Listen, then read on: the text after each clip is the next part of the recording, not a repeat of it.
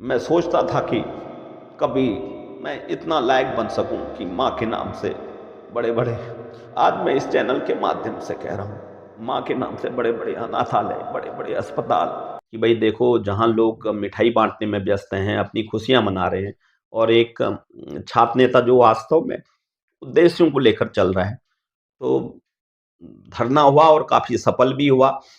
एक ऐसा सपना था इसकी कल्पना मैं बहुत समय पहले से कर रहा था। 1 महीने की मशक्कत के बाद वहाँ से विभिन्न विषयों में एमएससी और एमए का घोषणा की स्वीकृति वहाँ से प्राप्त हुई। आज समाज के अंदर इतनी जागरूकता आई है कि, और योग के महत्व को सबसे ज़्यादा प्रतिपादित करने का काम किया तो कोरोना काल में हुआ। संघ से जुड़ा रहा, संघ की गतिविधियों में जहाँ भी मुझे अवसर मिलता मैं जाता, व्यवस्थाओं में जाता।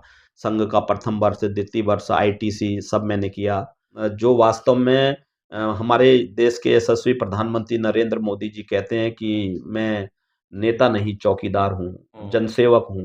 वो भाव हम जाकर अगर घर-घर कर सकें, घर-घर के लोगों को जोड़ सकें, उनके सुख-दुःख के सहभागी बन सकें, तो जीवन का परम सत्य भी यही है और इसके अलावा कोई सत्य नहीं है। जनप्रतिनिधि के तौर पे आप शायद वहाँ भी एक ऐसा सफाई अभियान चलाएँगे कि सारा सर्व समाज सुखी हो जाएगा मेरे हिसाब से।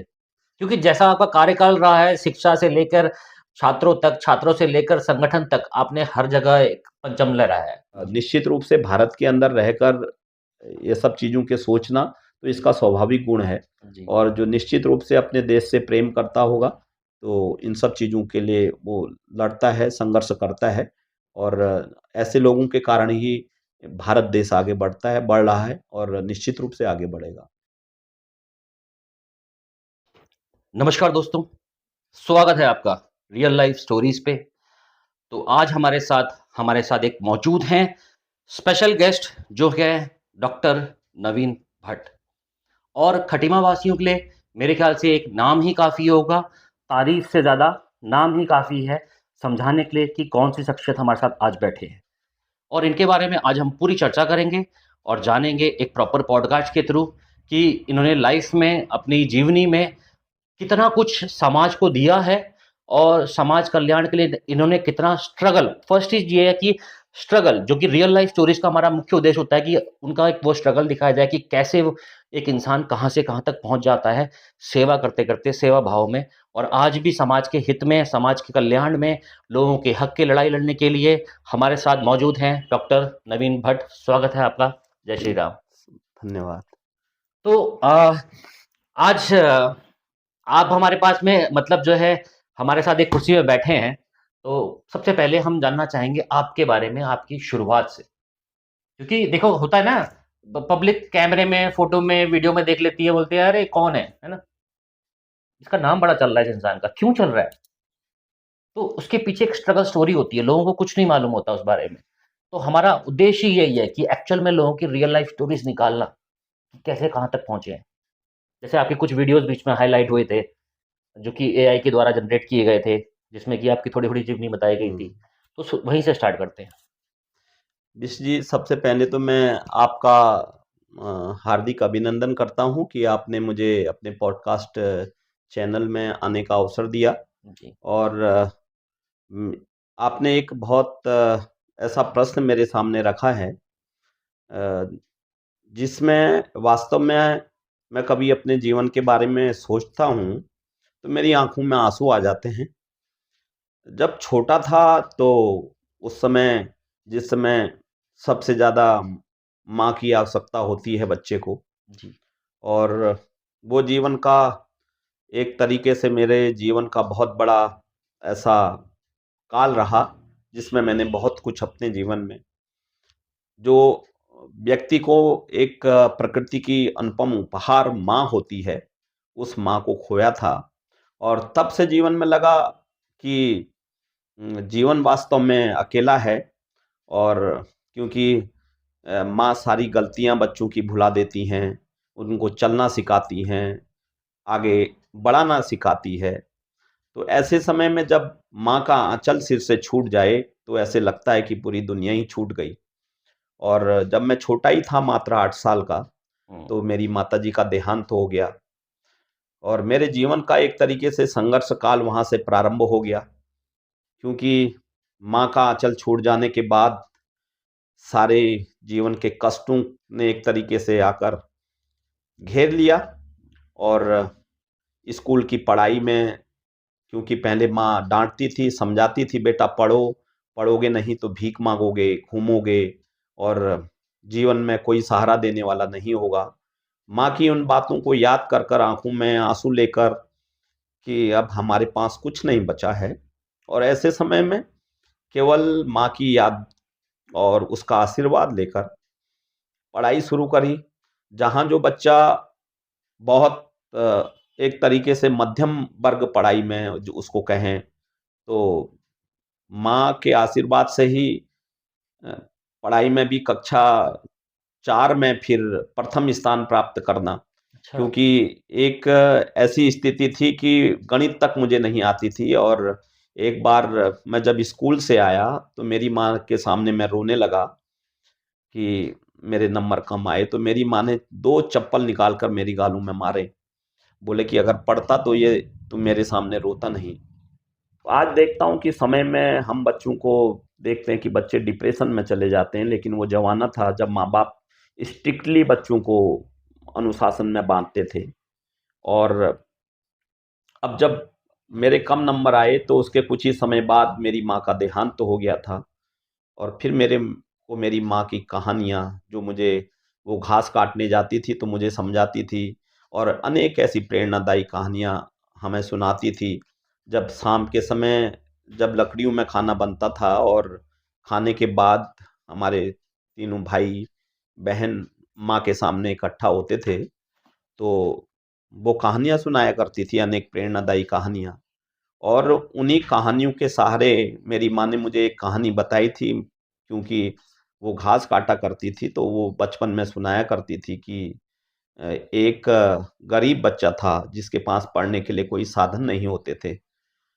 स्कूल जाने के लिए उन माँ-बाप के पास पैसा नहीं था, लेकिन उसकी माँ ने जो उसे सिखाया, और हम सब जानते हैं कि गाँव में भैंसें बहुत होती थी उस समय, हुँ। और भैंसों के ऊपर उस माँ ने कहानी के माध्यम से अपने बच्चे को पढ़ाया, लिखाया, क, ख, ग, घ, अ, आ और ये सारी अच्छा, चीज़ें। रोज़गार उस ज़माने में वही था बस।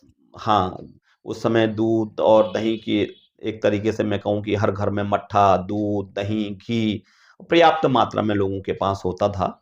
और मेरी माँ वो कहानी हम बच्चों को सुनाया करती थी कि भई एक बच्चा इतना कुछ नहीं होने के बाद भी भैंस की पीठ में और मिट्टी के उससे लिख कर, और एक बार किसी बड़े शिक्षा के अधिकारी का वहाँ पर आगमन हुआ, उनने देखा कि ये छोटा-सा बच्चा भैंस की पीठ पर बैठकर लिख रहा है, और उसकी नज़र उस बच्चे पर पड़ी। तो उस बच्चे को उस अधिकारी ने पढ़ाने का काम किया, और एक दिन वो बच्चा बहुत बड़ा शिक्षा का जिला शिक्षा अधिकारी बनता है। इस प्रकार की अनेक कहानियाँ हमारी माँ हमें सुनाया करती थी, और माँ के जाने के बाद बस एक सहारा उन कहानियों का था। और जहाँ जो बच्चा एक तरीके से मध्यम वर्ग का क्लास में होता था, और माँ से प्रेरणा लेकर कक्षा में प्रथम स्थान प्राप्त करना, और मैं एक यूँ कहूँ कि होश सँभालना, माँ की बातें रह रहकर मन मस्तिष्क पर एक गहरा प्रभाव डाल चुकी थी। और उस समय, क्योंकि मैं उस पक्ष के बारे में नहीं बताऊँगा, अपने पिताजी का सहयोग कितना मिला, क्या हुआ। और बस यूँ कहूँ कि गाँव वालों से जैसे-तैसे जो सीनियर बच्चे होते थे, उनसे पुस्तकें माँगना, अगले साल की व्यवस्था कर लेना, और स्कूल की जो पैंट होती थी उसमें टल्ले मारकर, उसको सिलकर, उसको चलाना।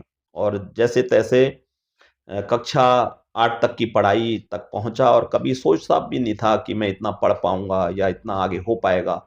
बस एक तरीके से मानने का आँचल छूटने के बाद बस दिमाग और मन मस्तिष्क पर एक ही बात थी कि मैं सोचता था कि कभी मैं इतना लायक बन सकूं कि माँ के नाम से बड़े-बड़े, आज मैं इस चैनल के माध्यम से कह रहा हूँ, माँ के नाम से बड़े-बड़े अनाथालय, बड़े-बड़े अस्पताल, उस कोमल मन की एक आकांक्षा थी कि मैं समाज के लिए कुछ कर सकूं।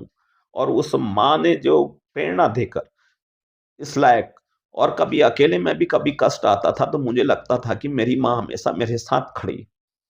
और जैसे तैसे फिर कक्षा 8 परीक्षा पास की। तो उस समय एकीकृत छात्रवृत्ति परीक्षा होती थी, तो पूरे खटीमा ब्लॉक में प्रथम स्थान प्राप्त किया। तो उस समय 72 रुपया महीने का वजीफा। वजीफा मिलता था और उसी से मेरी कक्षा 10 तक की पढ़ाई चालू हुई। और चूंकि मेरी दादी जो है, मेरे दादाजी आर्मी में थे और दादी को तनख्वाह मिलती थी, कुछ कापी किताब का कुछ वो सहयोग कर देती थी और ऐसे कर कर कर। और कुछ मैं ये कहूँ कि उस समय जो वहाँ के शिक्षक गण थे, राजकीय उच्चतर माध्यमिक विद्यालय सीपुर बिछवा से मैंने हाई स्कूल की परीक्षा पास की। और वहाँ के जो शिक्षक गण थे उन्होंने मुझे बहुत जीवन के अंदर सहयोग किया। और कई दिन ऐसे भी होते थे कि मैं अपने मित्रों के यहाँ 3-3 4-4 दिन तक रहकर खाना खाता था, वहीं से स्कूल जाता था। और अपने मन में क्यों मैं कष्टों में घिरा हूँ ये बात किसी को न बताकर। और एक बार मुझे वहाँ की प्रार्थना स्थल पर अनड्रेस, क्योंकि बहुत विद्यालय में कड़ा अनुशासन होता था, और एक दिन भी अनड्रेस जाने पर वहाँ के शिक्षक खड़ा कर देते थे। और जब शिक्षकों ने खड़ा किया कि भैया आप लगातार 3 दिन से अनड्रेस आ रहे हो, तो आप क्यों ऐसा कर रहे हो आप जैसा विद्यार्थी। तो मेरी आंखों से आंसू निकल गए और मैंने सब आप बीती हमारे जो प्रिंसिपल हरिदत्त पांडे जी उस समय होते थे प्रिंसिपल ऑफिस में, उनने मुझे बुलाया और मुझे समझाया। और शाम को सारे लोग हमारे घर में आए कि मेरे पिताजी से बोले कि आपका बच्चा तो पढ़ने में बहुत अच्छा है और इस क्षेत्र का नाम रोशन करने वाला है। तो फिर जो है कि फिर शाम को मार पड़ गई और ये कि तीन भाई लोगों को क्यों हमारी बताया? शिकायत हम्म। टीचरों से कर रहा है। तो फिर ऐसे ही करके कभी बुआ के घर जाकर, कभी दोस्तों के घर जाकर। और मैं ये कहूँ कि श्रीपुर बिछवा के लोगों का मेरे जीवन के अंदर बहुत एक तरीके से गहरा मेरे को योगदान उन लोगों ने दिया। और ऐसे समय में दिया कि जिस समय सबसे ज़्यादा आवश्यकता होती है। और सभी लोग जानते थे कि बिना माँ का बच्चा है, और कोई खाना खिलाता था, कोई जितना भी सहयोग हो सकता था। और ये किन प्रकारेण मैंने हाई स्कूल की परीक्षा, उस समय जब हाई स्कूल में लोग 10-10 बार भी फेल होते थे कई लोग तो ऐसे समय में जो है लोगों ने, मैंने पॉलिटेक्निक की परीक्षा दी थी। पॉलिटेक्निक की परीक्षा निकाली भी थी क्योंकि उस समय पॉलिटेक्निक करना भी एक बहुत बड़ी बात मानी जाती थी आज बहुत के बड़ा, दौर। बहुत बड़ी चीज थी पॉलिटेक्निक और उस आईटीआई। बहुत बड़ी चीज़ थी तो, लेकिन मेरे पैसों के अभाव में मैं उसको नहीं कर पाया। और फिर जैसे-तैसे मैंने अ अ, लोहाघाट में एडमिशन लिया क्योंकि वहाँ पर मेरे मामा थे इंटर में। वहाँ से मैं, फिर मेरे मामा का ट्रांसफ़र हुआ, तो फिर मैं लौटकर राजकीय ये inter college, Tharu inter college में आया। जी। वहाँ पर मैंने देखा कि फर्स्ट और सेकंड पीरियड ही चलता था, बाकी ट्यूशन का बहुत माहौल था। और सामान्य वर्ग के बच्चे जो केवल पढ़ाई पर ही निर्भर रहते हैं, कॉलेज की पढ़ाई पर, उनके लिए वहाँ पर माहौल नहीं था। तो मैंने अपना वहाँ से नाम कटाकर झनकट इंटर कॉलेज में एडमिशन लिया। और उस समय एक लड़ाई चल रही थी उत्तराखंड राज्य आंदोलन की। और चूँकि मैं जैसे ही झनकट इंटर कॉलेज में गया, अखिल भारतीय विद्यार्थी परिषद से जुड़ गया था। और उधम सिंह नगर रक्षा समिति उस समय बहुत हाईलाइट हुआ करती थी। वो उधम सिंह नगर को उत्तराखंड में रखने का विरोध कर रही थी, तो वहाँ पर हम लोग विद्यार्थी परिषद से जुड़े थे, उस समय के कुछ छात्र नेता। तो मैं भी उस अखिल भारतीय विद्यार्थी परिषद के बैनर के तले उधम सिंह नगर रक्षा समिति के लोग झनकट इंटर कॉलेज में आए और बच्चों को जबरदस्ती मारकर वहां से स्कूल बंद कराने का प्रयास किया। और उसके अगले ही दिन पूरे उधम सिंह नगर में अखिल भारतीय विद्यार्थी परिषद ने बंद का आह्वान किया उनके विरोध में। और उस लड़ाई से और उत्तराखंड आंदोलन की लड़ाई से ही मैं बचपन से ही जुड़ गया था, कक्षा 8 में था। और मुझे आज भी याद है कि जब खटीमा में गांव-गांव से लोगों की भीड़ जा रही थी, तो हम भी ट्रैक्टर ट्रॉली में उस भीड़ का हिस्सा बने। और खटीमा थाने के सामने आंसू गैस जब छोड़े गए तो मुझे ये भी पता नहीं था, मैं अपने यार दोस्तों से कह रहा था, यार मेरे आँखों में पता नहीं कैसे आँसू आ रहे हैं। तो मुझे पता ही नहीं था कि ये आंसू आंसू गैस भी गैस है। होती है। और ये बात मुझे तब पता चली जब ये कुटरा के पास, बिगरा बाग के पास बाग हुआ करता था पूरा, जहाँ आजकल घर हैं। तो जब गोलीकांड हुआ, हम लोग भागकर जैसे तैसे गौटिया के रास्ते से निकलकर हम बिगरा बाग में पैदल पहुंचे। तो हम लोग थक चुके थे, कई लोग थे हमारे गांव के। तो तब वहां पर मुझे पता चली, तो मैं उनसे शेयर कर रहा था कि भाई मेरी आंखों में आज जलन हो रही थी, पता नहीं क्या हो गया था ऐसा। उन्होंने कहा कि भाई आंसू गैस छोड़ी। तब मुझे जानकारी हुई कि आंसू गैस भी होती है। और उसके बाद फिर एक तरीके से उत्तराखंड की लड़ाई से, तो आंदोलनकारियों में आप थे? आंदोलनकारियों में भी था।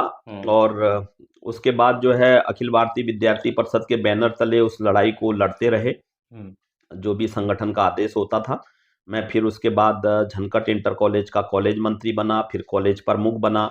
और उसके बाद अब मेरी लड़ाई हो गई थी शुरू डिग्री कॉलेज में। और मेरे जो साथी, मेरे एक अच्छा समूह मेरे साथ जुड़ चुका था। और मैं ये कहता हूँ कि भगवान ने मेरी माँ के अलावा जितने लोगों से मिलाया, बहुत अच्छे लोगों से मिलाया। और उन लोगों ने मुझे पल पर, क्योंकि मैं आज भी मानता हूँ अपने आप को, मैं शून्य ही मानता हूँ, और उन लोगों ने मुझे बहुत सहयोग किया।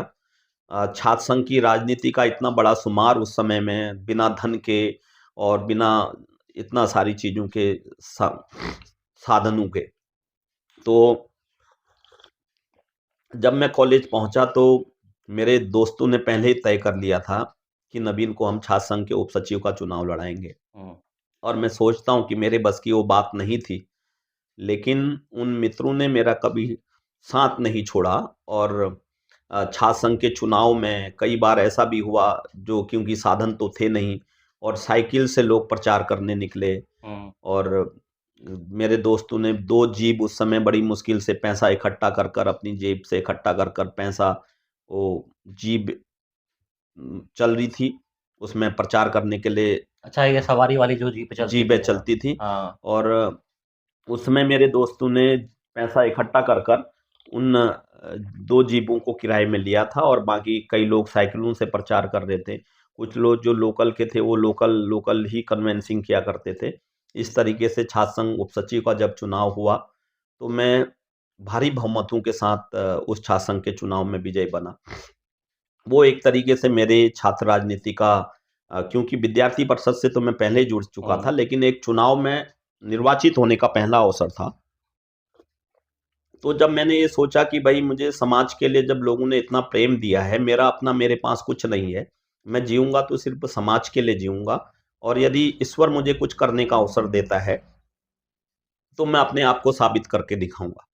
तो उस दिन की शुरुआत थी कि मैं छात्र संघ का उपसचिव बना। और उपसचिव बनने के बाद जहां लोग मिठाई और ये सब बांटने में लगे रहते हैं, खुशी में व्यस्त रहते हैं, तो मैं पहले दिन से ही, मैंने जैसे ही 3-4 दिन का अवकाश चुनाव के बाद हो गया था, तो मैंने तय कर लिया था कि मुझे, क्योंकि उस समय खटीमा कॉलेज में मात्र एमए में एक अर्थशास्त्र विषय हुआ करता था, और बीए में भी कुछ विषय थे। बीएससी में केवल 2-3 विषय ये चलते थे, फिजिक्स, केमिस्ट्री, मैथ, जूलॉजी और बॉटनी।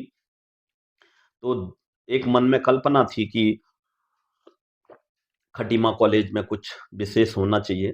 तो जैसे ही कॉलेज खुला, मैं अपने मात्र 4-5 साथियों के साथ, जैसा कि आपने पुराने फोटो में देखा होगा, मेरे पीछे कोई बड़ी भीड़ भी नहीं थी, और मात्र मेरे 4-5 दोस्त जो दिन रात मेरे साथ लगे रहते थे। तो मैंने धरना प्रारंभ किया, और वो एक शुरुआत थी।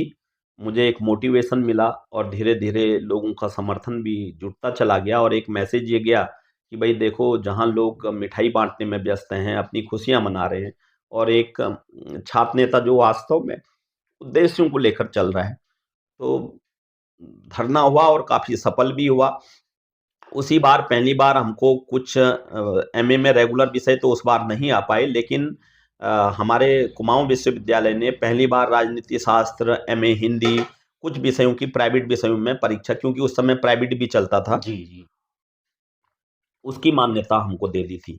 और प्राइवेट एमए यहाँ पर चलने लग गया था, कि मतलब फॉर्म भरते थे हिंदी। प्राइवेट तौर पे आपने प्रारंभ यहाँ पे करा दिया था? जी, ये मैं केवल अपने छात्र संघ उप सचिव कार्यकाल की उपलब्धि बता रहा हूँ। छात्र संघ उप सचिव के कार्यकाल के दौरान एमए में व्यक्तिगत रूप से स्नातकोत्तर की यहाँ पर परीक्षा की अनुमति हमको मिल चुकी थी। और क्योंकि खटीमा कॉलेज एक तरीके से मैं कहूँ कि बहुत ही इसकी दयनीय स्थिति थी। कई सालों से बिल्डिंग में पुताई नहीं होती थी और उसको लेकर भी बहुत खंडर हालत थी उस बहुत टाइम पे, खंडर शीशे हालत थी। शीशे के वो जो खिड़कियां थी सब हाँ, तोड़ देते थे, तोड़ी गई थी और पंखे मोड़ दिए जाते थे। पंखे मोड़ दिए जाते थे, कुर्सियां तोड़ी जाती थी। और इन सब स्थितियों को देखकर हमको भी बहुत बुरा लगता था कि भाई अगर करना है तो शुरुआत है, यहीं से होना चाहिए। तो लेकिन मैं ये कहूँ कि उप सचिव के कार्यकाल के दौरान भी करीबन मेरे, क्योंकि सितंबर अक्टूबर में उन दिनों चुनाव होता था, तो मैंने करीबन उस साल 18-19 धरने किए और विभिन्न मांगों को लेकर किए। और उसके बाद मैंने उप सचिव कार्यकाल के दौरान वहाँ पर कॉलेज की गेट का निर्माण कराने की बात रही हो, उस बार पहली बार चूना पुताई हुई और फील्ड का समतलीकरण, ये छोटी-छोटी समस्याओं का निराकरण करवाया और कुछ पुस्तकों की उपलब्धता भी वहाँ पर कराई, क्योंकि 2 ही पुस्तक वहाँ पर बच्चों को मिलती थी। और अब तो मैं कई सालों से महाविद्यालय में नहीं गया। तो फिर उसके बाद जब अगला साल आया, तो मैंने 1 साल गैप करने के बाद चूँकि उस साल 1999 में छात्र संघ का उपसचिव निर्वाचित हुआ। 2000 के अंदर कई ऐसे सामाजिक कामों में फिर मैं लग गया था, अखिल भारतीय विद्यार्थियों के हक के लिए। हक के लिए। और अखिल भारतीय विद्यार्थी परिषद का मैं तहसील प्रमुख बन गया था। तो संगठन के कामों में जितना हो सकता था, क्योंकि विद्यार्थी परिषद एक ऐसा संगठन था जो छात्रों को रचनात्मक दिशा में लगाने का काम करता था और इन कामों में मेरी रुचि भी खूब थी।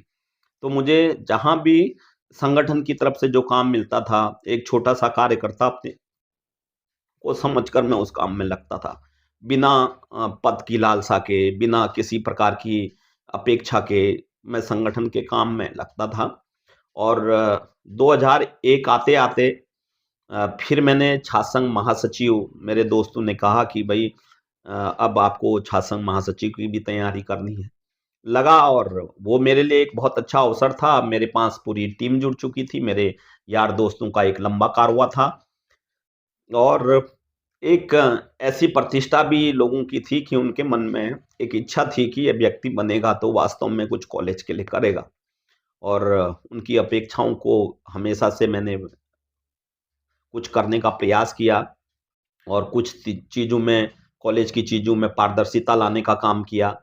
और कॉलेज के अंदर अ, फिर एमएससी की मांग को प्रबल रूप से, क्योंकि मुझे बीएससी तो हमारे पास था, एमएससी नहीं थी, एमए में रेगुलर विषय नहीं थे। तो ये बहुत एक तरीके से, अगर कोई बच्चा अर्थशास्त्र के अलावा एमए, हिंदी, राजनीति शास्त्र, अंग्रेजी, इतिहास, इन विषयों में एमए करना चाहता था, तो उनको हल्द्वानी कॉलेज या पिथौरागढ़ कॉलेज यहाँ की तरफ रुख करना पड़ता था। और केवल एमए अर्थशास्त्री यहाँ पर रेगुलर के रूप में था, एमएससी नहीं थी, एमकॉम की कक्षाएँ नहीं चलती थी। तो जब मैं महासचिव बना तो मैंने इनके लिए, दिमाग में ये था कि भई लाना ही लाना है और किसी भी बच्चे को हम बाहर पढ़ने को नहीं जाने देंगे। हमारे खटीमा के अंदर ये सारी सुविधा उपलब्ध होनी चाहिए। तो मैं फिर उस काम में लग गया और क्योंकि उस समय कंप्यूटर का ज़ोर चलने लग गया था और पहले तो टाइपिंग मशीनें हुआ करती थी, तो कंप्यूटर का ज़ोर चलने लगा। तो उस समय बच्ची सिंह रावत जी केंद्रीय प्रौद्योगिकी एवं मंत्री थे, तो उनसे बातचीत करके कॉलेज को उस समय 20 कंप्यूटर, 20 प्रिंटर ये सब मुहैया कराया, ताकि हमारे कॉलेज में सारी चीज़ें, सिस्टम ठीक से बन सकें। एनसीसी के लिए संघर्ष किया उप महासचिव के कार्यकाल के ही, यहाँ पर महिला विंग की एनसीसी की स्वीकृति प्राप्त हो गई। और इसके अतिरिक्त लाइब्रेरी की जैसे दयनीय स्थिति होती थी, तो जिला पंचायत अध्यक्ष उस समय जनकराज शर्मा हुआ करते थे, तो उनसे पैसा लाकर 10 लाख रुपए से पुस्तकों की और ज़्यादा लाइब्रेरी में पुस्तकें बढ़वाई। इस तरीके से एमएससी के लिए भी धरना प्रारंभ किया और लेकिन तब सफलता उतनी नहीं मिल पाई।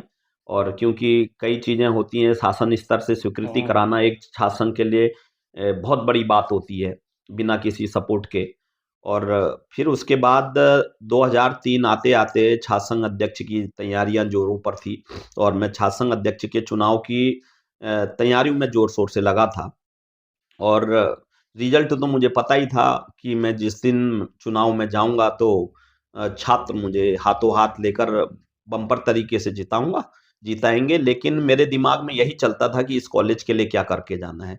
और एक तरीके से मैं जब स्नातकोत्तर का छात्र हो गया था और मैंने भी एमए अर्थशास्त्र से पहली बार किया, तो तब एक लंबी लड़ाई थी क्योंकि अंतिम समय था कि कुछ कर सकता हूँ, तो मैंने एक बहुत लंबा धरना किया और एमएससी की स्वीकृति के लिए उस समय vice chancellor professor RC Pant हुआ करते थे और उनका भी पूरा सहयोग था। हमारे जो प्राचार्य थे प्रोफेसर आरपी चमोली थे, उनका भी पूरा सहयोग था। वो तो बोलते थे कि भई अगर देहरादून फ़ोन करना है तो इस ऑफ़िस का रात को भी उपयोग कर सकते हो। तो चारों तरफ से मुझे सहयोग मिला और अब आया अवसर एमएससी की माँग की घोषणा कराने का, तो उस दिन ये हुआ कि उस समय के मुख्यमंत्री एनडी तिवारी थे और हमारे कॉलेज में एनएसएस का कैंप भी चल रहा था। तो मैंने दिमाग में सोच लिया कि अगर आज का अवसर हाथ से चला गया तो फिर खटीमा कॉलेज के अंदर एमएससी कभी नहीं आएगी। तो मैं थारू राजकीय इंटर कॉलेज में वहाँ पर एनडी तिवारी जी का कार्यक्रम था, 2-3 दिन पहले से तैयारियाँ चल रही थी। तो मैंने पहले वार्ता किया, क्षेत्रीय विधायक थे उस समय गोपाल सिंह राणा जी, अन्य लोग कांग्रेस के लोगों से बातचीत की कि भई हमारी माँगें हैं और हमारी माँगों को अगर सुलझाएँगे नहीं तो हम विरोध करेंगे। क्योंकि मैंने ये सोच लिया था कि भई या वार गोपाल होगा सिंह या राणा पार। नानकमत्ता के थे या ना खटीमा विधायक थे, 10 साल वो विधायक रहे खटीमा के। खटीमा में? अच्छा। खटीमा, पहले जनजातीय सीट थी। हुँ, तो फिर ये था कि इन्होंने वार्ता की कि भई हम आपकी माँगों को मनवाएँगे लेकिन आप लोग विरोध मत करना। लेकिन फिर क्या हुआ कि एनएसएस का कैंप चल रहा था तो मैंने वहाँ पर 2-3 बसें तैयार कर उन बच्चों को सारा राजकीय इंटर कॉलेज में लाए और हमने एक योजना बनाई कि अगर हमारी माँग को घोषणा नहीं करेंगे, तो काले फीते जेब में रख लो और हम वहीं से विरोध करेंगे। तो करीबन 700-800 लोगों को जैसे-तैसे कुछ बसों से, कुछ वैसे करके मैंने वहाँ पर विद्यार्थियों को योजनाबद्ध तरीके से उनमें एक चीज़ें करी और हम जब तक एनडी तिवारी जी का भाषण चल रहा था, हम चिल्लाते रहे कि एक ही माँग एमएससी, एमएससी और वो शुभ अवसर भी आया जब एनडी तिवारी जी ने ये मंच से बोला कि मैं खटीमा डिग्री कॉलेज में एमएससी की घोषणा करता हूँ। तो हमारे लिए हाथ-पाँव बिल्कुल क्योंकि एक ऐसा सपना था, जिसकी कल्पना मैं बहुत समय पहले से कर रहा था। तो खुशी की कोई ठिकाना ही नहीं था, लेकिन शासन के कामों की इतनी जानकारी नहीं थी और इंतज़ार करते रहे कि अब भई अब तो मुख्यमंत्री जी ने घोषणा कर दी, अब आ जाएगा, अब पत्र आ आ जाएगा। जाएगा, कल आएगा। लेकिन दुर्भाग्य की बात थी कि कुछ आया ही नहीं। तो फिर उसके लिए हमने धरना प्रारंभ किया और शासन के एक टीम यहाँ धरने पर बैठाई और कुछ मैं छात्र संघ के डेलीगेशन के साथ जब देहरादून गया तो वहाँ पर प्रमुख सचिव एन रविशंकर हुआ करते थे। उनके पास गया तो मैंने बताया, मैंने कहा सर सीएम साहब ने वहाँ पर घोषणा करी थी। तो मुझे शासन के कामों की बहुत ज़्यादा जानकारी नहीं थी लेकिन मैं सचिवालय के अंदर जैसे-तैसे प्रवेश किया और जब वहाँ जाकर पता चला कि भई उसका एक सीएम की घोषणा का एक प्रोसीजर होता है कि उस दिन डीएम जो है उस घोषणा को शासन को भेजता है कि आज मुख्यमंत्री जी ने फलानी विधानसभा में हुँ, आगमन पर ये घोषणाएँ की हैं हुँ, और आपके तो खटीमा से ये कुछ आया ही नहीं है। हुँ, तो मेरे पास मात्र अखबारों की कटिंग्स थी और मैंने उनको ये दिखाया। मैंने कहा सर ये देखिए ना, मैंने झूठ हुँ, थोड़ी बोल रहे हैं। तो उन्होंने कहा कि भई आप इसके लिए डीएम से मिलो हुँ, और फिर हम डीएम साहब से मिले, उनसे निवेदन किया हुँ, कि मेरे ख़्याल से उस समय बीसी चंदोला जी डीएम हुआ करते थे। हुँ, तो उनके पास गए कि सर सीएम साहब ने ये घोषणा की थी और अभी तक ये चीज़ें नहीं हुई है और शासन में गए तो उन्होंने कहा कि भई डीएम के यहाँ से पत्र आएगा। तब फिर वो पत्र वहाँ से शासन को भेजा गया घोषणा वाले अनुभाग में और करीबन 1 महीने की मशक्कत के बाद वहाँ से विभिन्न विषयों में एमएससी और एमए का घोषणा की स्वीकृति वहाँ से प्राप्त हुई और इस दौरान भी लगातार हमारा धरना प्रदर्शन चलता रहा और उसके बाद फिर एक विश्वविद्यालय की पैनल की प्रक्रिया होती है, वो संबद्धता प्रदान करती है और फिर विश्वविद्यालय के कुलपति आरसी पंत जी के साथ तो मेरे अच्छे ताल्लुक थे और उन्होंने तुरंत शासन से स्वीकृति आते ही एमए में के विभिन्न विषयों में राजनीति शास्त्र, इतिहास, हिंदी और ये अनेक अंग्रेजी इन विषयों की और zoology, botany, physics, chemistry in MSc में इन विषयों की स्वीकृति हमको प्रदान करी। जी। और एक लंबा जो संघर्ष था, इसके अतिरिक्त अनेक चीज़ों पर फिर कॉलेज में यहाँ की बिल्डिंग्स के निर्माण के लिए हो और इन छोटी-छोटी चीज़ों के लिए भी काम किया। हुँ। तो एक जो सपना था कि भई हमारे कुछ करना था। हाँ, खटीमा का विद्यार्थी मैं अपने छात्र संघ के कार्यकाल में ये कर सकूँ, तो उसको पूरा करने का प्रयास किया और भगवान की कृपा से मैं कहता हूँ कि जब हमारे इच्छा शक्ति दृढ़ हो, संकल्प मजबूत हो, तो कोई भी चीज़ असंभव नहीं रह जाती। और उस समय सब लोगों ने मेरा साथ दिया और परिस्थितियाँ भी ऐसी निर्माण हुई कि मुख्यमंत्री एनडी तिवारी जी, अगर मैं सोचता हूँ कि अगर उस दिन एनडी तिवारी जी खटीमा नहीं आते, तो शायद खटीमा में एमएससी लाना इतना आसान काम नहीं था। तो फिर मैं उसके बाद मेरे दिमाग के अंदर ये आया कि मैं भई गरीब घर का विद्यार्थी हूँ हुँ। और राजनीति में बहुत कुछ करना चाहता हूँ और हुँ। खटीमा में रहूँगा, क्योंकि मैं पैसा, मुझे लगता था कि जो आजकल मैं उस समय मैं नाम नहीं लूँगा, हुँ। लोग कहेंगे कि भई ये हमारी बुराई कर रहा है। तो उस समय के जो भी साधन प्रचलित होते थे वो मेरे बस के नहीं थे, मैं उन सब चीज़ों में इन्वॉल्व नहीं हो सकता था।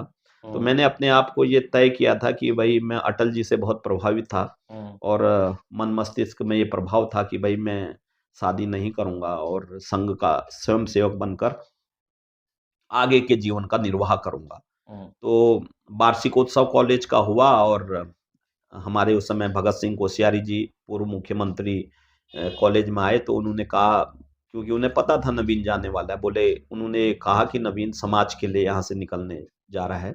और मैं फिर संघ का एक उस समय युवा भारती, सेवा भारती का युवा प्रकल्प होता था। उसके प्रदेश के प्रदेश संयोजक के नाते पूरे प्रदेश भर में सेवा, समरसता, स्वावलंबन इन सब कार्यों में युवा लग सके, तो संगठन के कार्यों के अंतर्गत पूर्णकालिक के तौर पर लगभग 4-5 वर्षों में मैंने एक पूर्णकालिक के नाते काम किया। और अब ये हुआ कि professor RC Pant vice chancellor थे, तो मुझे कई बार कहा करते थे नवीन कि भई ऐसे झोला लेकर घूमता रहेगा या अपने बारे में भी कभी कुछ सोचा है तूने? हुँ। तो उन्होंने मुझे क्योंकि मैं एमए योग उस समय कर रहा था हुँ। और आपने आपने एमए अर्थशास्त्र भी किया? एमए अर्थशास्त्र करने के बाद फिर जब अच्छा। मैं गढ़वाल गया हूँ, क्योंकि हुँ। मतलब देहरादून में गया, 15 तिलक रोड में हमारा कार्यालय होता था। हुँ। तो ये था कि उस समय जब युवा भारती का कार्य मुझे दिया गया था, तो उसमें योग शिविरों का संचालन भी एक काम था, क्योंकि योग समाज की हुँ। बुराइयों को दूर करने का काम करता है। तो योग हमें आता नहीं था, हुँ। तो हमारे जो मार्गदर्शक होते थे उन्होंने कहा कि भई आप साथ-साथ योग की पढ़ाई भी कर लो, तो मैंने फिर साथ-साथ संगठन के साथ-साथ योग की पढ़ाई भी करी। अच्छा। तो करने के बाद धीरे-धीरे फिर कुमाऊँ विश्वविद्यालय में जो आरसी पंजी वाइस चांसलर होते थे, उन्होंने बोला कि भई आप ये काम करते हैं और अच्छा चीज़ है, हम इसको यहाँ पर खुलाना चाहते हैं। हुँ। तो फिर धीरे-धीरे मैं वहीं पर मेरे एक उन्होंने नौकरी लगा दी।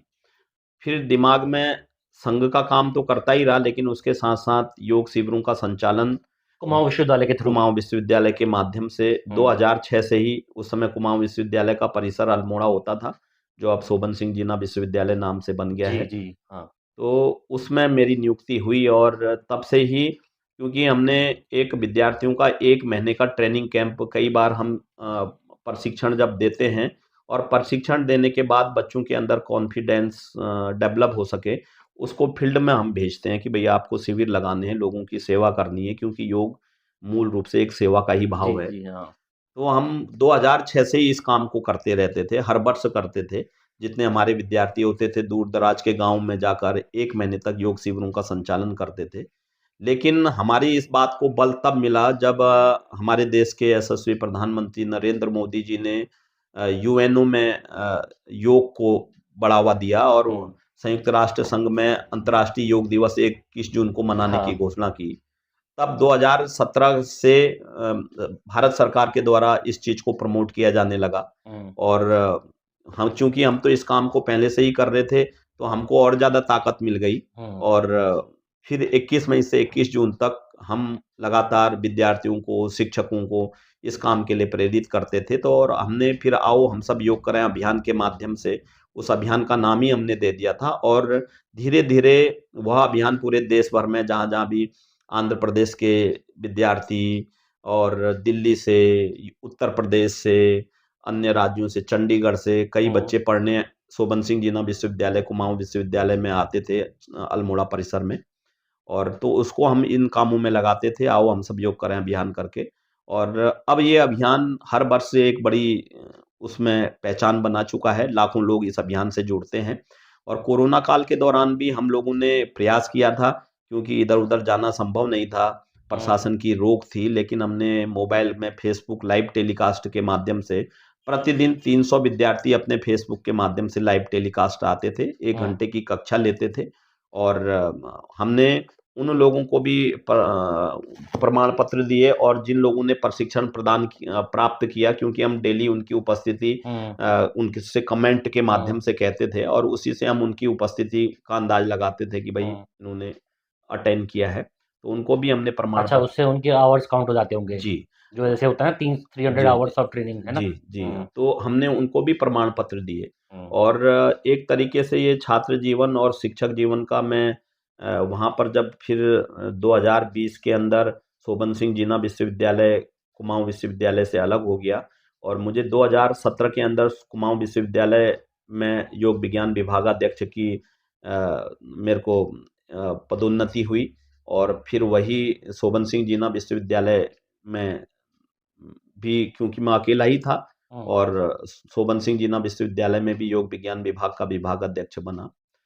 तो शिक्षकों की समस्याओं के लिए भी लड़ने का अवसर मिला। अच्छा, कुमाऊँ। आपने पहले मैं कहता हूँ कि आपने स्थानांतर तक मतलब पहले आपने 11वीं 12वीं तक भी आपने छात्रों की लड़ाई लड़ी। हुँ, फिर आपने कॉलेज टाइम पे भी आपने छात्रों की लड़ाई लड़ी।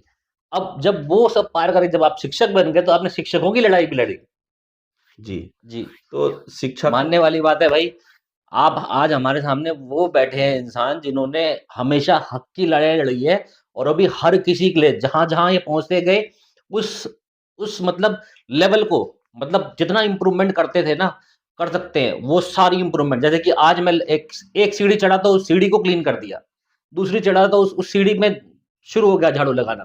फिर तीसरी चढ़ा तो यहाँ पहुँचा हूँ तो यहाँ भी सफाई करूँ। ये तो बहुत बड़ी बात है। फिर शिक्षकों की आवाज़ भी लगातार हुँ। मंच से उठाता रहा। शिक्षक महासंघ का महासचिव बना, जी। और चुनाव से बना। हुँ। वहाँ भी शिक्षक उनके लिए जितना कर सकते थे उतना करने का प्रयास किया। हुँ। और सबसे बड़ी बात तो मैं अपने जीवन में मानता हूँ कि जब मैं अल्मोड़ा में योग के विभाग से जुड़ा 2006 की बात, तो लोग को पता ही नहीं था कि योग के अंदर भी इतनी पढ़ाई होती है। हुँ। एनाटॉमी, फिजियोलॉजी, हुँ। दर्शन, और किरण संहिता, हठ प्रदीपिका, ये सारी चीज़ें कि वेद, पुराण, हुँ। उपनिषद योग के अंदर समावेश हैं। हुँ। क्योंकि सामान्य रूप से लोगों की एक धारणा थी आसन प्राणायाम ही योग हैं। तो अल्मोड़ा में कई लोग मेरे को उस समय मिलते थे कि भई हमारा तो योग चलने-फिरने से ही हो जाता है। तो क्योंकि योग एक तरीके से सूक्ष्मतर विज्ञान है, और हुँ। धीरे-धीरे आज समाज के अंदर इतनी जागरूकता आई है कि, और योग के महत्व को सबसे ज़्यादा प्रतिपादित करने का काम किया तो कोरोना काल में हुआ। और जब जिस समय लोग त्राहि-त्राहि कर रहे थे, उस समय योग ने ही लोगों की रक्षा करने का काम किया, तो लोगों को उसका महत्व समझ में आया। और आज संसार का प्रत्येक व्यक्ति योग के महत्व के बारे में जानता है। तो योग की यात्रा में लगे रहे जितना कर सकते थे। और शोभन सिंह जीना विश्वविद्यालय में अनेक प्रकार के इंटरनेशनल कॉन्फ्रेंस, नेशनल कॉन्फ्रेंस, और पुस्तकों का संचालन भी उस समय जारी रहा। कई पुस्तकें, 14-15 पुस्तकें लिखी, और उनमें से एक पुस्तक तो जर्मनी से प्रकाशित हुई। अच्छा, हाँ, हुँ, जर्मनी की जो पुस्तक जी। आपकी प्रकाशित हुई थी। हाँ, तो impact of yogic exercises on positive mental health, hmm. ये जर्मनी के लैम्बर्ट प्रकाशन से प्रकाशित हुई। और आज भी कई विश्वविद्यालयों के पाठ्यक्रम में मेरी लिखी हुई पुस्तकों का संचालन किया जा रहा है। अच्छा, मोस्टली आपकी किताबें योग शिक्षा के ऊपर लिखी जी, गई जी, हैं। योग पर लिखी हैं, और एक मैंने कविता का संग्रह भी लिखा, जी। जो मेरे मन के अंदर उद्गार आते थे। हुँ। इतिहास नया लिखता हूँ करके 51 कविताओं का संग्रह था। हुँ। और उसमें मैंने अपने मन के में कोई ऐसा कवि भी नहीं था, लेकिन जो भी मेरे मन में विचार आया, फ़ेसबुक में लिख दिया, तो उन फ़ेसबुक को कलेक्ट करके उस पुस्तक के रूप में उसको सामने लाने का प्रयास किया। और आज उसके साथ-साथ संघ के विभिन्न दायित्वों का निर्वहन करता रहा। राष्ट्रीय स्वयंसेवक संघ का से जुड़ना मैं अपने आप को सौभाग्यशाली मानता हूँ, उसका स्वयंसेवक होना सौभाग्यशाली मानता हूँ, क्योंकि वो दुनिया की एक ऐसी यूनिवर्सिटी है जो हमारे संस्कारों का परिमार्जन करती है। और आज मैं देखता हूँ कि विभिन्न चैनलों में लोग संघ के बारे में अनाप-शनाप लिखते रहते हैं, तो मैं ये कहना चाहता हूँ, आपके चैनल के माध्यम से उन लोगों को संघ की शाखा में, संघ की कार्यशालाओं में एक बार ज़रूर जाना चाहिए। उनकी धारणा परिवर्तित होगी। संघ एक देशभक्त संगठन है और जब-जब देश के अंदर विपदा आई है तो हाँ, हाँ, वो संघ ही खड़ा होता है सबसे संघ पहले। के स्वयंसेवक और हुँ, संगठन सबसे पहले खड़ा होता है।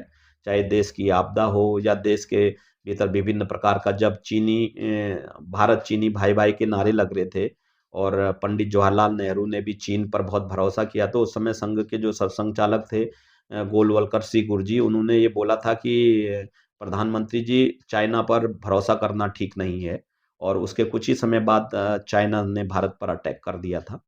तो अनेक प्रकार की चीज़ें, संगठन में ऐसे दूरदर्शी लोग हैं जो चीज़ों को समझते हैं, और ये मेरे भी जीवन का एक सौभाग्य काल था कि मेरे को सँभालने का और संस्कार देने का काम।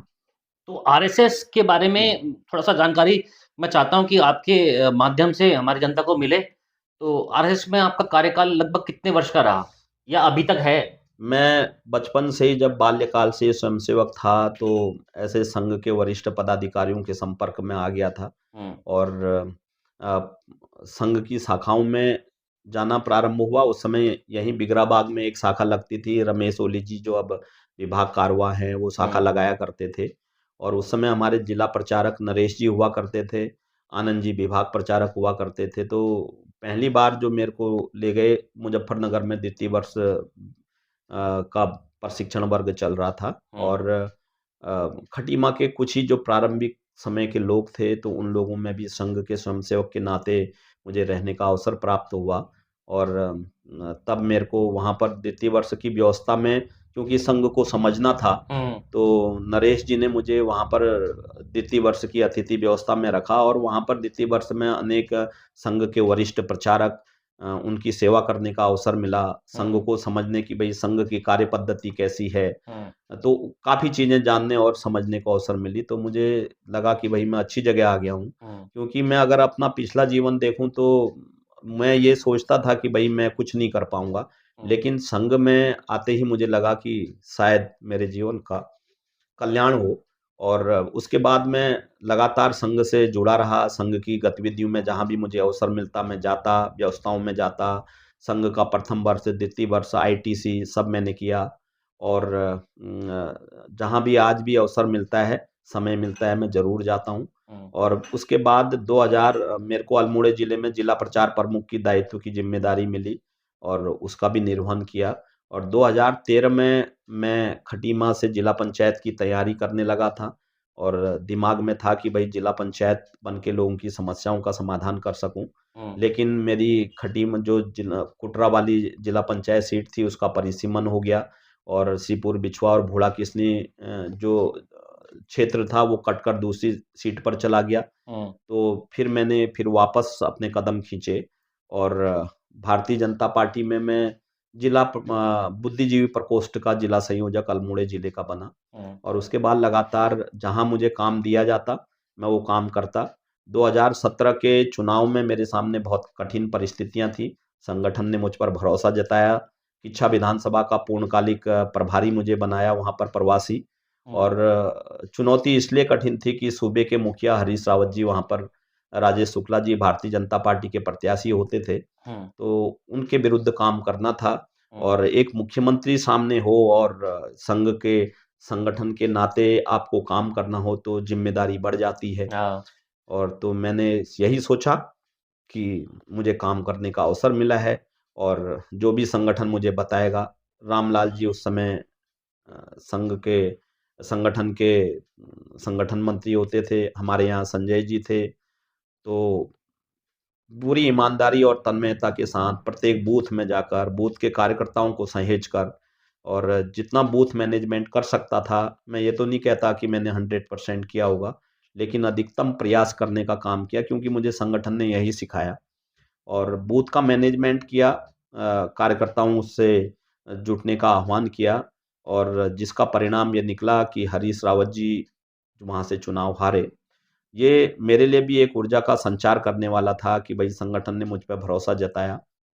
और फिर उसके बाद 2019 के जो पिछले विधानसभा के चुनाव हुए, जी। मेरे को बंगाल भेज दिया गया, और बंगाल में एक पूरी लोकसभा दी, जिसमें 9 विधानसभाएं थी। और बंगाल जैसी स्थितियों में काम करना, वहाँ पर डर-डर कर काम करना नियर बाय इम्पॉसिबल। बहुत कठिन था, क्योंकि बंगाल के अंदर टीएमसी की गुंडागिर्दी इतनी ज़्यादा हावी थी, कार्यकर्ताओं को घर बैठ में मुकदमे लगा दिए जाते थे, घर-घर में बम ब्लास्ट होता था, मर्डर कर दिए जाते थे। और हमको भी ये सिखाया गया था कि भई बहुत ज़्यादा रात के समय में ना घूमना, अपना समय से काम कर कर अपने जो भी आपका ठिकाना है वहाँ पहुँच जाना, और ठिकाने भी गोपनीय बहुत ज़्यादा लोगों को बताने को नहीं कहा गया था। तो ऐसी परिस्थितियों में पूरा 4 महीना 5 महीना बंगाल में रहकर काम करना, तो ये भी एक अपने आप में अनुभव का काम था, उस अनुभव को भी सहेजा। अनुभव, ये तो जान का रिस्क का काम था प्रॉपरली। जी, फिर उसके बाद ज़िम्मेदारी मिली, सोमेश्वर 22 का विधानसभा का चुनाव उत्तराखंड में था, और संगठन ने सोमेश्वर विधानसभा में मुझे प्रभारी नियुक्त किया। और क्योंकि खटीमा से पुष्कर सिंह धामी जी चुनाव लड़ रहे थे, मन में इच्छा तो थी उनके लिए काम करूं, लेकिन अपने मन का संगठन में कुछ भी नहीं होता, और जहां सौंपा जो जिम्मेदारी दी वही करनी होती है। और मैं लगा पूरी तन्मयता के साथ। सोमेश्वर विधानसभा में मेरे सोचने और समझने के लिए कुछ नहीं होता था, बस जो काम संगठन ने दिया है उस काम को पूरी तन्मयता के साथ कर सकूं, ये दिमाग का लक्ष्य होता था। और 24 घंटे जो काम दिए हैं, उस 24 के 24 घंटे मैं उस कार्य क्षेत्र में बिताकर एक एक बूथ पर पहुंचूं, ये मेरी प्राथमिकता में शामिल था। प्रत्येक कार्यकर्ता से मिलूं, क्योंकि वही कार्यकर्ता पार्टी में जान फूंकता है, उसकी समस्याएं क्या हैं, उसकी समस्याओं का समाधान कर सकूं, उसको पूरी सक्रियता के साथ पार्टी के कामों में लगा सकूं, वही काम मैंने किया। और प्रत्येक कार्यकर्ता के साथ पहुंचने का काम किया, बूथ पर पहुंचने का काम किया, बूथ बूथ पर मैनेजमेंट किया, बूथ की बैठकें की, और जहां लगा कमी वैसी हो रही है, अपने स्तर से सुधर सकता है तो सुधारने का प्रयास किया, प्रत्याशी के स्तर पर हो सकता था तो उसे वहां से सुधारा, या संगठन स्तर पर है तो ऊपर बातचीत कर कर उनको बताया। तो इस तरीके से 2022 के विधानसभा चुनाव में, और अंतिम समय में जब 5-6 दिन बचे थे, तो माननीय मुख्यमंत्री पुष्कर सिंह धामी जी का मुझे दूरभाष पर फ़ोन आया, नवीन अब तुम खटीमा आओ। और मैं खटीमा भी लगा, जितना 4-5-6 दिन में करने के लिए तो कुछ होता नहीं है, लेकिन फिर भी कोशिश करी कि अपनी भूमिका निभा सकूं। और सोमेश्वर का परिणाम तो हमारे अनुकूल रहा, लेकिन खटीमा का चुनाव, हम पूरे प्रदेश में सरकार बना चुके थे, लेकिन खटीमा में हमको आशातीत सफलता नहीं मिली। और फिर उसके बाद कुछ ही समय बाद माननीय मुख्यमंत्री जी चंपावत की विधानसभा से उपचुनाव लड़ रहे थे, और मुझे फिर अवसर मिला संगठन ने, क्योंकि खटीमा से मैं एकमात्र ऐसा व्यक्ति था जिसने संगठन ने भरोसा जताया, और माननीय मुख्यमंत्री जी के लिए काम करने का अवसर मिला। और मात्र वहां पर 5 बूथ मिले, क्योंकि मैं इससे पहले कई विधानसभाओं को देखता था, बंगाल के अंदर तो 9 विधानसभाओं को देखने का काम किया, किच्छा विधानसभा को देखा, सोमेश्वर विधानसभा को देखा। इससे पहले जब मंडल की रायशुमारी के लिए कपकोट विधानसभा, डीडीहाट विधानसभा, इन सब विधानसभाओं में जाना हुआ। लेकिन इस बार संगठन की रणनीति केवल ये थी कि आपको मात्र 5 बूथों को तरफ ध्यान देना है। और एक नया अनुभव था कि 5 बूथों में मन में उत्साह भी था कि भाई रिजल्ट बहुत अच्छे ला सकते हैं। और मुख्यमंत्री जी जैसा चेहरा, मुख्यमंत्री जी जैसा व्यक्तित्व हमारे पास था, तो उनके बारे में तो कुछ कहें, लेकिन ये एक अवसर था कि हम अपने आप को साबित कर सकें। और बड़ी 5 बूथों में से कई बूथ ऐसे भी थे जिसमें मात्र कांग्रेस को 2 वोट पड़े, और एक में 6 वोट पड़े थे, और एक में जो है 7-8 बूथ ऐसे ही पड़े थे। तो मेरे 5 बूथों में एक कोटामोड़ी बूथ, लड़ाबोरा बूथ, और ये एडी सेरा का बूथ, इन बूथों में हमने कहीं पर 2 वोट कांग्रेस के पक्ष में, कहीं पर 5, कहीं पे 6, ये रिजल्ट थे। और अपने आप ही एक ऑटोमेटिक ऊर्जा प्रदान करने वाला उस समय माननीय एक तरफा हो गया था एक पूरा का तरफा पूरा पूरा। चुनाव था। और माननीय मुख्यमंत्री जी ने वो बहुत एक इतना आज तक किसी को पड़ा नहीं, 96% मतों के साथ इतिहास बनाया। और मुख्यमंत्री जी जैसा चेहरा हो, चंपावत के लोगों ने हाथों हाथ लिया, उनको मान सम्मान दिया, अपना प्यार दिया और चंपावत के उपचुनाव में काम करने का अवसर मिला। उसके बाद पार्टी ने मुझे अभी जो दिल्ली के चुनाव हुए थे, दिल्ली के चुनाव में करोल बाग सीट में हमारी पार्टी के प्रभारी चुनाव लड़े थे, वहाँ पर अवसर प्रदान किया, वहाँ पर काम करने का अवसर मिला, चीज़ों को सीखने का अवसर मिला। और अभी जो बिहार में चुनाव हुए, पार्टी ने पटना साहिब विधानसभा क्षेत्र में ड्यूटी लगाई, तो उस ड्यूटी का भी निर्वहन वहाँ पर किया। और वर्तमान समय में अभी मेरे पास भारतीय जनता पार्टी के शिक्षक प्रकोष्ठ का के प्रदेश सह संयोजक का दायित्व है। जी। और राजनीति में मेरे मन में भाव आता है कि कभी मुझे प्रतिनिधि बनने का अवसर मिला तो एक ऐसा ट्रेंड राजनीति के अंदर चालू कर देना कि मैं देखता हूँ कि आज विधायक बनने के बाद लोग क्षेत्रों में नहीं जाते, लोगों की समस्याओं से किसी प्रकार का सरोकार नहीं रहता। और जो वास्तव में हमारे देश के यशस्वी प्रधानमंत्री नरेंद्र मोदी जी कहते हैं कि मैं नेता नहीं चौकीदार हूँ, जनसेवक हूँ, वो भाव हम जाकर अगर घर-घर कर सकें, घर-घर के लोगों को जोड़ सकें, उनके सुख-दुख के सहभागी बन सकें, तो जीवन का परम सत्य भी यही है और इसके अलावा कोई सत्य नहीं है। और मैं कहता हूँ कि ये अवसर तो भाग्यशालियों को ही मिलता है। और यदि कभी मुझे इन सब चीज़ों में काम करने का अवसर मिले, तो मेरे मन की बहुत कल्पना है और मेरे को जो लगता भी है कि आपकी कल्पना मात्र से अगर आपका अवसर ये आपको आपके पास आता है तो शायद जनप्रतिनिधि के तौर पे आप शायद वहाँ भी एक ऐसा सफाई अभियान चलाएँगे कि सारा सर्व समाज सुखी हो जाएगा मेरे हिसाब से। क्योंकि जैसा आपका कार्यकाल रहा है शिक्षा से लेकर छात्रों तक, छात्रों से लेकर संगठन तक आपने हर जगह एक पंचम लहराया है। जी, तो अगर मेरे आपको ये जनप्रतिनिधि का दायित्व अगर मिलता है, तो कुछ आपके दिमाग में छोटा-मोटा जैसे कि कहते हैं ना कि मैं ये सोच रखता हूँ। मैं सबसे वही मैं बता रहा हूँ कि जैसे ये बीज मेरे मन में ये आज की हुँ, नहीं है। जब मैं छोटा था हुँ, जब माँ मुझे कहानियाँ सुनाया करती थी और माँ का साथ छूट गया तो तब से मेरे मन की कल्पना थी कि मैं अपनी माँ के आगे रखकर उनके मोटिवेशन को आगे रखकर, क्योंकि मैं कई ऐसे जीवन के प्रसंग मेरे साथ जुड़े हैं। मैं एक बार श्रीनगर संघ कार्यालय में मैंने शाम के समय ये तय किया था कि आज रात भर पढ़ाई करनी है, हुँ, क्योंकि संगठन के कामों को साथ-साथ अपनी पढ़ाई को जारी रखना। कभी ऐसा भी होता था कि संगठन के काम में लगे हैं, हुँ, पढ़ाई नहीं हो पा रही है। तो रात-रात भर मैं डिसाइड करता था कि आज तो रात भर पढ़ना है। हुँ, और लेकिन थक चुका था, रात को साढ़े 11-12 बजे लगभग नींद आ गई। संघ हुँ, कार्यालय में मुझे अलग से कक्ष दिया गया था कि भैया आप अपना काम करो। हुँ, और मेरे को नींद आ गई थी, लेकिन शाम के समय का संकल्प था कि आज रात भर पढ़ाई करनी है। तो उस समय मुझे ऐसा लगा कि जब नींद आ गई, मैं सो गया, तो मुझे ऐसा लगा कि मेरे अंगूठे में किसी ने आकर चिमटी काटी है और मैं झटाक से अपने कार्यालय में आकर मतलब कार्यालय में ही बैठ गया। हुँ, इधर-उधर देखा, दिमाग में लगा कि शायद कोई चूहा, कोई बिल्ली आकर काट गई होगी जिससे वो लगा। लेकिन मैंने देखा कमरा बिल्कुल साफ था और कहीं से इसकी आने की आहट भी नहीं थी। हुँ, तो मेरे मन में एक चीज़ आई कि शाम के समय तुम अपने आप से कह रहे थे क्योंकि श्रीनगर में नदी बहती है, अलकनंदा नदी, और उस नदी के किनारे मैं शाम को जब घूमने गया था तो मेरे मन का विचार था कि भैया आज रात भर पढ़ना है। तो और शायद तेरी माँ ने आके तुझे जगाया। तो ऐसी अनेक चीज़ें थी कि जो संकल्पों के साथ और उसी मन मन के समय मेरे को आज भी अ, वो चीज़ें आज भी ऐसे वो एहसास आपको मिलता है कई एहसास बार? रहता है। जब भी और आप कहीं बिल्कुल, बैठते हो, कहीं जब मैं रुकते हो? हाँ, जब मैं मंदिर में पूजा करता हूँ, अपनी माँ की आराधना करता हूँ, हुँ, तो मुझे वो एहसास रहता है कि भई हाँ, कुछ करना है। हुँ, और मन की एक आवाज़ रहती है कि निश्चित रूप से मैं बिल्कुल आपके चैनल से कहने में बिल्कुल हिचक नहीं रहा हूँ। और मुझे बिल्कुल स्पष्ट संकेत उसके प्राप्त होते हैं कि भई तेरे को अवसर मिलेगा। हुँ, और क्योंकि मन में बचपन से ही एक लालसा थी कि भई करना है। हुँ, और आपने पूछा कि भई क्या-क्या करोगे? कैसे हुँ, करोगे? क्या जी, करोगे? तो सबसे पहले तो मैं उस जनता का विश्वास जीतूँगा, हुँ, जिसके लिए मैं बनना चाहता हूँ, करना चाहता हूँ।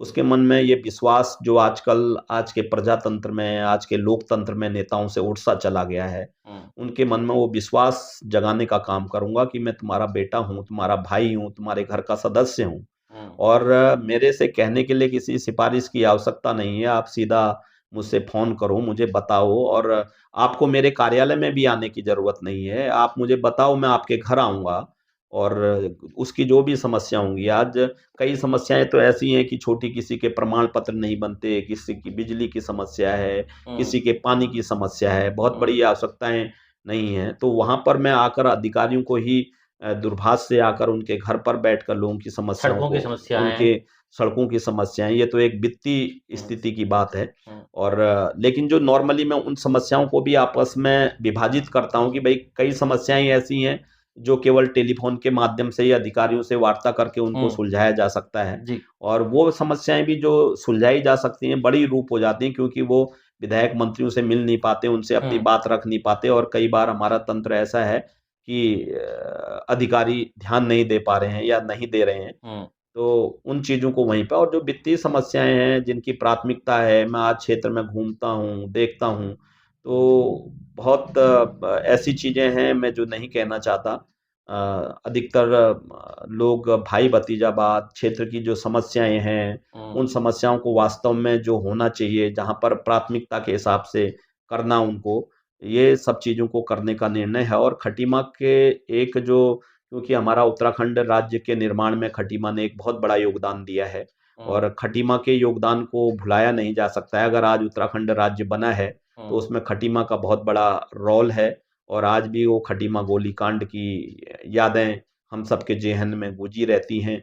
खटना थाने पर किस प्रकार से गोलियाँ बरसाई गई, तहसील में किस प्रकार से बरसाई गई, लोग कैसे भागे, क्या हुआ, ये सब हमारे ज़ेहन में बना हुआ है। तो खटीमा में आज मैं ये कहना चाहता हूँ कि मुख्यमंत्री जी ने वास्तव में बहुत प्रयास किया है और ये हमारे लिए सौभाग्य की बात भी थी हुँ, कि पुष्कर सिंह धामी जी जैसा व्यक्तित्व खटीमा को मिला।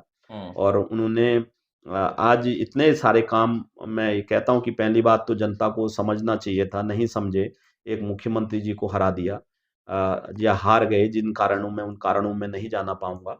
लेकिन उस समय हमारा दायित्व था कि जब कोई अपना व्यक्ति होता है तो उसको सपोर्ट करना, हुँ। और अक्सर हमसे ये गलतियाँ हो जाती हैं, हम लोगों को समझ नहीं देखिए, वो पाते तो हैं। समय-समय की बात है। देखिए, होता है ना कि हमेशा पक्ष आपका ही ऊँचा नहीं हुँ, रहेगा, है ना? अब हम कितनी मर्ज़ी सेवा कर लें, हम कितना मर्ज़ी कुछ कर लें, हम पूरी दुनिया को सबूत नहीं दे सकते अपने, सब प्रमाण नहीं दे सकते हम। तो कहीं न कहीं हमको नीचे जाना पड़ेगा। हुँ, जब तक हम नीचे नहीं जाएँगे, तब तक हम ऊपर कैसे उठेंगे? और ये तो आपकी पूरी ज़िंदगी है। जब तक हम नीचे नहीं जाएँगे, तब तक हम ऊपर कैसे उठेंगे? तो आपने पूरी ज़िंदगी से सीखा हुआ है। बिल तो ये तो समय की बात है। आज जो समय चल रहा है मेरे ख़्याल से शायद काफ़ी चीज़ें हुई हैं, काफ़ी चीज़ें नहीं भी हुई हैं, हुँ, जिसके लिए आप तैयार भी हैं और परिपक्व भी हैं और मेरे ख़्याल से आपके जैसा जनप्रतिनिधि जो कि एक शिक्षित है, जिसको शिक्षा शिक्षा सिर्फ़ शिक्षित ना होके वो शिक्षा को सर्वप्रथम मान के अपनी जनता के साथ में है। मतलब मेरे ख़्याल से लगता है कि शायद जैसे आपने देखा होगा कि हम नशा मुक्त अभियान चलाते हैं। थोड़ा-थोड़ा मैं पढ़ाई-लिखाई की तरफ भी बढ़ रहा हूँ, बच्चों को पढ़ाने का प्रयास भी कर रहा हूँ।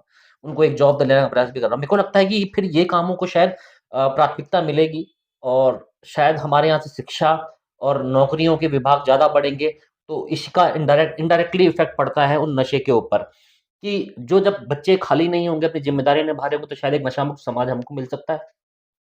बिल्कुल, आज जो हमारा विशेषकर युवा वर्ग है, हुँ, और मैं आपकी भी इसमें काफ़ी प्रशंसा करना चाहता हूँ कि मेरा परिचय आपसे, जब मैं आपके बारे में देखता था और आपके बारे में मुझे बताया गया कि बहुत अच्छा काम कर रहे हैं, जी, जी। तो ऐसे युवा समाज की आवश्यकता है कि आज जो हमारा समाज, विशेषकर मैं युवा वर्ग का हूँ, क्योंकि उस समय इतनी पर्याप्त ऊर्जा हमारे अंदर होती है जी। और जब हम 40-45 के बाद पार करते हैं तो हमारी सारी ऊर्जा, अनेक प्रकार की बीमारियाँ, अनेक प्रकार की पारिवारिक ज़िम्मेदारियाँ, समाज की ज़िम्मेदारियाँ हमारे कंधों में होती हैं। तो उस समय हम बहुत ज़्यादा नहीं कर पाते हैं, लेकिन एक युवा वर्ग जो पूरी ऊर्जा से लबरेज रहता है, उत्साह उसके अंदर कमी नहीं रहती, लेकिन उसका अधिकतर समय नशे के बीच में चला जाता है। और उस नशे के कारण वो अपने जीवन में तो अंधेरा करता ही है, साथ-साथ दूसरों के जीवन में भी अंधेरा लाता है। हुँ, तो ये एक बड़ी हमारी समस्या है जो युवा वर्ग, क्योंकि भारत के बारे में कहा जाता है कि भारत सबसे बड़ा युवा देश है। हुँ, लेकिन इस देश की शक्ति को सँभाले रखना एक बहुत बड़ी चुनौती है। मैंने कहा कि मेरे पास ताकत है, लेकिन वो ताकत मैं दूसरे नेगेटिव कामों में लगा रहा हूँ, तो हुँ, वो ताकत का कोई फ़ायदा नहीं होगा। और ये नशा इस देश के लिए एक अभिशाप है। और युवाओं को उससे बचाकर सँभाले रखना, उस ऊर्जा को देश के विकास के लिए लगाना, क्योंकि हमारे भारत देश के बारे में कहा गया है कि भारत देश संपूर्ण विश्व का गुरु होता है, ज्ञान के क्षेत्र में, विज्ञान के क्षेत्र में, गणित के क्षेत्र में। तो इस युवाओं ने, हम पहले भारत के पुरातन काल का अध्ययन करते हैं तो हम पाते हैं कि भारत के अंदर घर-घर में वैद्य हुआ करते थे, गणित का ज्ञान देने वाला भारत होता था, विज्ञान आर्यभट्ट, के क्षेत्र में भारत की अनेक अब्दुल कलाम, ऐसी आर्यभट्ट। उपलब्धियाँ हैं। हुँ, और ऐसे अनेकों इस श्रृंखला में नाम हैं कि जिनका हम नमन करते हैं। और रवींद्रनाथ टैगोर। रविंद्रनाथ टैगोर हैं, अनेक ऐसे महापुरुषों की लंबी श्रृंखला है, क्योंकि भारत माँ ने तो ऐसे टी.एन. कृष्णन। वीरों को जन्म दिया जी। है। और मैं एक चीज़ और बताना चाहता हूँ कि जो हमारे वेद, पुराण, उपनिषद हैं, अ, जो आपने रामायण कालखंड के अंदर देखा होगा, जिस समय आधुनिक विज्ञान भी उतना प्रगति नहीं कर रहा था, लेकिन हमारे वेद पुराणों में आपने देखा होगा कि जब सीता माता का हरण रावण ने किया, तो हुँ, उड़न खटोला के माध्यम से हुँ, श्रीलंका में जी। उनको ले गया। तो हमारे जो आधुनिक विज्ञान के जनक जिनको हम कहें या अनुसंधानकर्ता कहें, तो उनके उस समय दिमाग में आया कि भई भारत के अंदर, उस युग के अंदर भी कितना साइंटिस्ट प्रगति पर होगा कि उड़न खटोला जैसी चीज़ रही होगी। और उसी से बाद में कॉन्सेप्ट निकला हवाई जहाज का। जी, हाँ। और अनेक प्रकार से हमारे आचार्य चरक थे, आचार्य सुश्रुत थे, कई जिन्होंने सारी बीमारियों का इलाज मौजूद था। हाँ, घर में ही जो है इलाज कर देते थे। और सर्जरी के उसको बिल्कुल वो माना जाता था। हुँ, और इसलिए, और एक साजिश भी भारत के विरुद्ध हुई। नालंदा तक्षशिला विश्वविद्यालय के बारे में आप सब लोग जला दिया जानते था। होंगे। हुँ, 500वीं शताब्दी में उस समय उसमें 2500 से ऊपर शिक्षक थे। 10 लाख से अधिक विद्यार्थी पूरे विश्व भर के पढ़ने वहाँ आते थे। हुँ। जबकि चीन से, अन्य देशों से वहाँ पर पढ़ने आते थे।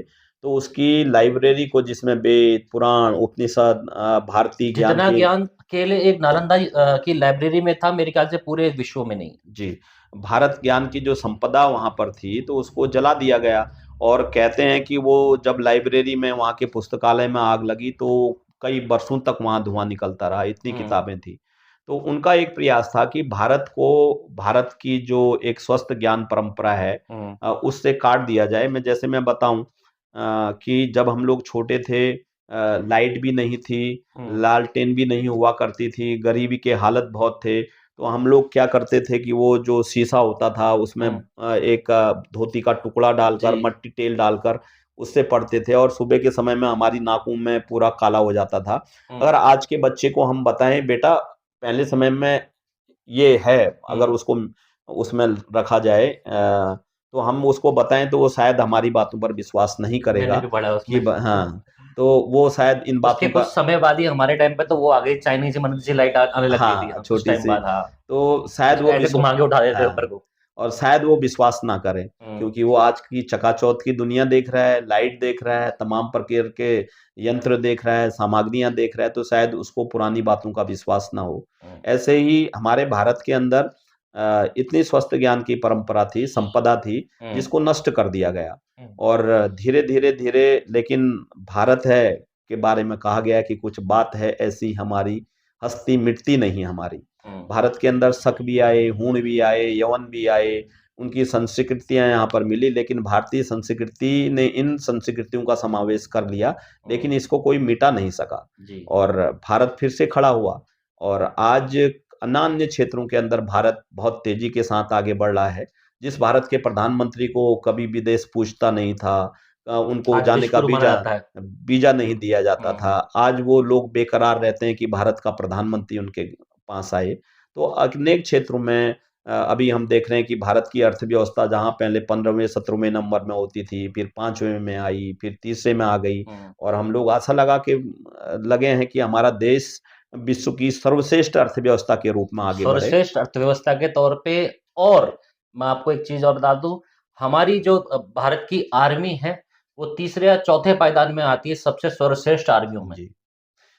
हाँ, भारत की सबसे ज्यादा हमारे पास हथियार, सैनिक बल, इन सब चीजों के मामले हम तीसरे या चौथे नंबर पे आते हैं आज के टाइम बिल्कुल, पे। मैं आपकी बात से पूर्ण रूप से सहमत हूँ, क्योंकि केवल सैन्य क्षेत्र में ही नहीं, उत्पादन के क्षेत्रों में भी भारत ने बहुत प्रगति की है, आर्थिक क्षेत्र में भी प्रगति की है, और विश्वास जो भारत पहले से जो विश्व गुरु होता था, क्योंकि मेरा मानना है कि जो नेचर होता है, उस नेचर को आप कभी बदल नहीं सकते। जी। ज़रूर इस भारत के अंदर आक्रमण हुए, लोगों ने भारत को लूटा, खसूटा, भारत के बारे में पहले कहा जाता था कि भारत सोने की सोने की चिड़िया। चिड़िया है।